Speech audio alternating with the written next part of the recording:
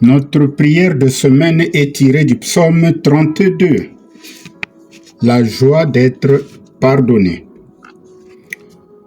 Ce cantique nous enseigne deux choses clés. La première, une culpabilité refoulée devient un fardeau insupportable. La deuxième, la confession et le pardon apportent la joie et la paix du cœur. Tout chrétien né de nouveau qui marche sur les traces du Sauveur s'est déjà vu confronté lors d'un péché à un dilemme. Refouler la culpabilité ou la confesser. Chaque fois que nous ne pouvons pas libérer notre conscience d'un fardeau, les jours et les nuits sont longs et pesants. Cependant, lorsque nous nous reconnaissons en faute et confessons notre péché, nous retrouvons une joie et une paix à salut. Si Dieu a bien voulu que les vicissitudes de la vie de David nous soient rapportées dans les Saintes Écritures, c'est à dessein.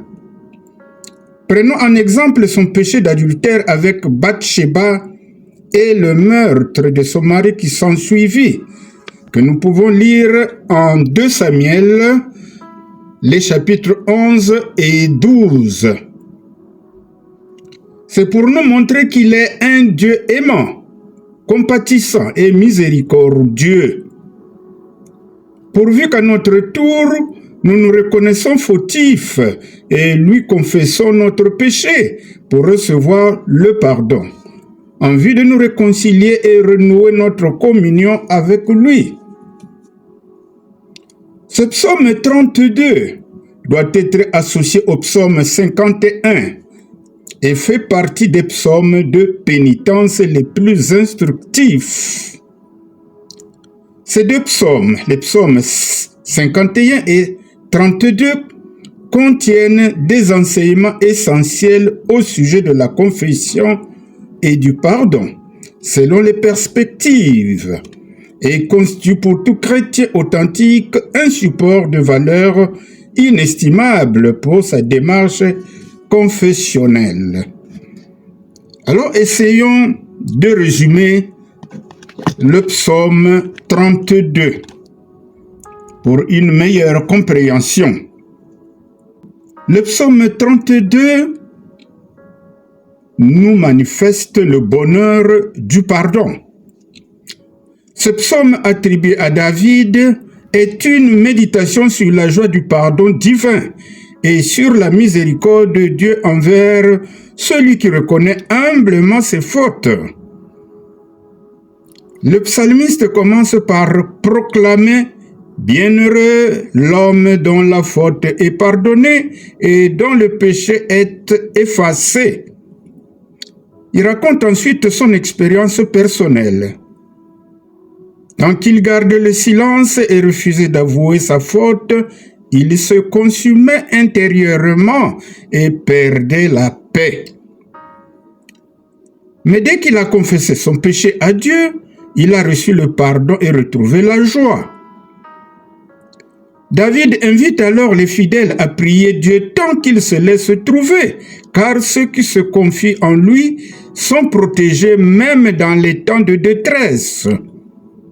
Le Seigneur instruit et guide ceux qui se laissent enseigner par sa parole. Enfin, le psaume se termine par un contraste. La souffrance du pécheur obstiné et la joie de celui qui met sa confiance dans le Seigneur. Le message central de ce psaume, c'est le vrai bonheur qui naît du pardon reçu et accordé. Dieu pardonne à celui qui s'humilie et confesse sincèrement ses fautes. Heureux donc l'homme dont la transgression est pardonnée et dont le péché est couvert. C'est d'ailleurs le refrain du verset 1 de notre psaume, le psaume 32. À présent, mes bien-aimés dans le Seigneur, Passons à notre prière méditative, inspirée de notre psaume du jour, que nous avions intitulé « Le bonheur du pardon ». Prions. Seigneur mon Dieu, tu es plein de tendresse et de miséricorde.